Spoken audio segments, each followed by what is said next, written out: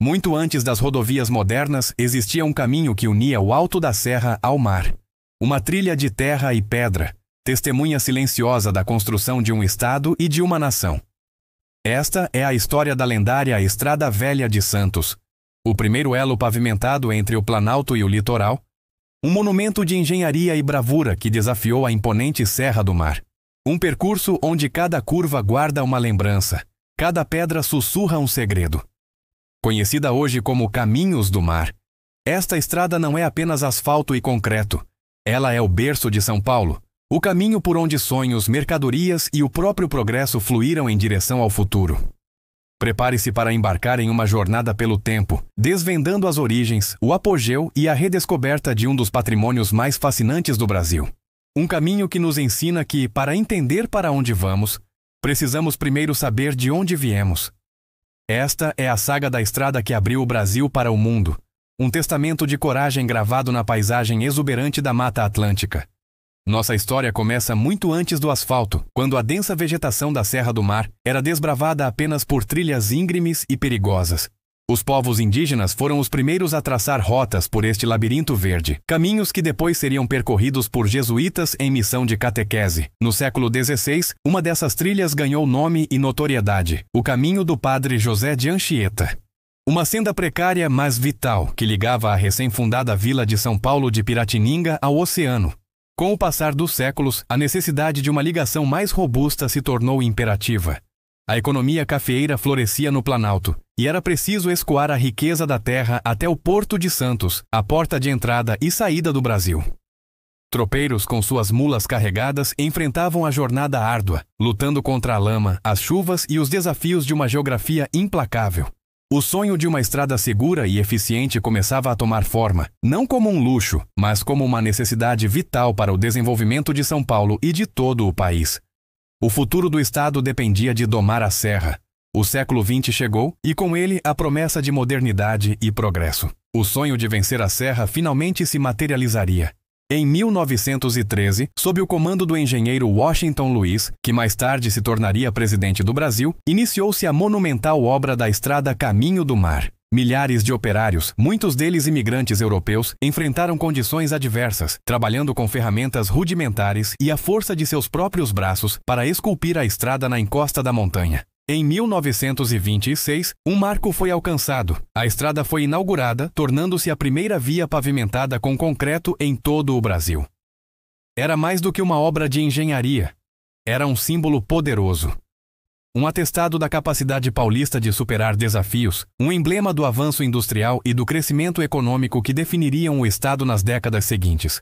A estrada era a artéria pulsante de São Paulo, por onde a riqueza do café e a força da indústria fluíam, conectando o coração produtivo do Planalto ao vasto mundo que se abria além do mar. O Caminho do Mar viveu sua era de ouro. A estrada tornou-se o cenário de um novo tipo de aventura, a viagem de automóvel. Famílias inteiras, a bordo de seus Fords e Chevrolets, desciam a serra maravilhadas, rumo às praias de Santos. Era um passeio, uma celebração do progresso e da liberdade que o carro representava. As curvas sinuosas, antes um obstáculo, agora revelavam vistas deslumbrantes da Mata Atlântica e do oceano. A estrada pulsava com vida, um fluxo constante de veículos, pessoas e histórias. Contudo, o mesmo progresso que a criou seria o arauto de seu declínio. Nos anos 40, com o aumento vertiginoso do tráfego, uma nova via mais moderna e rápida foi construída ao seu lado, a rodovia Anchieta. Rapidamente, a antiga estrada, com suas curvas apertadas, foi sendo deixada para trás. O caminho que um dia foi o símbolo da modernidade tornou-se uma relíquia, gradualmente engolida pelo silêncio e pela vegetação. O progresso, em sua marcha incessante, havia criado uma nova rota, deixando a pioneira adormecida, guardando as memórias de seu tempo de glória em meio à neblina da serra. Por décadas, a Estrada Velha de Santos permaneceu em um estado de quase esquecimento, um segredo guardado pela Serra do Mar. Suas curvas, antes repletas de vida, agora eram percorridas apenas pelo vento e pelos animais da floresta.